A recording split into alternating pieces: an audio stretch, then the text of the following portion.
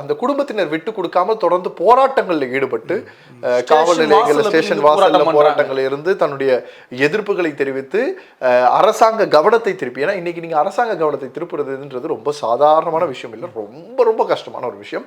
அதை அவர்கள் செய்து மாநகராட்சி ஆணையர் அவர்கள் நேரடியாக இந்த விஷயத்துல தலையிட்டு அந்த தலைமை ஆசிரியர் அவர்களை வந்து பணியிடை நீக்கம் செய்யக்கூடிய அந்த இது கொண்டு கேஸாக ரிஜிஸ்டர் பண்ணி எஃப்ஐஆர் முதல் தகவல் அறிக்கைக்கான இதுக்குள்ள போயிருக்காங்கன்றது நம்ம அதுவே பெரும் போராட்டமா இருக்கு.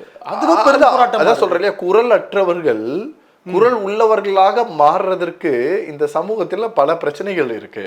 அதுக்கு யார் கூட சேர்றா, யார் வந்து நிக்கிறா, யாரெல்லாம் பண்றாங்க அப்படின்ற ஒரு பெரிய ஒரு விஷயம் இருக்கு. அது எல்லாருக்கும் கிடைக்குதானும் கிடைக்கிறது இல்லைன்றதான் இங்க பிரச்சனை. அப்ப நாம பேச நினைக்கிறது வந்து இங்களுக்கு கிடைக்கிதுன்றது கிடையாது, இந்த மாதிரி இன்னொரு செயல் நடக்காம இருக்கிறதுக்கு நம்ம என்ன பண்ண போறோம் அப்படின்றது தான்.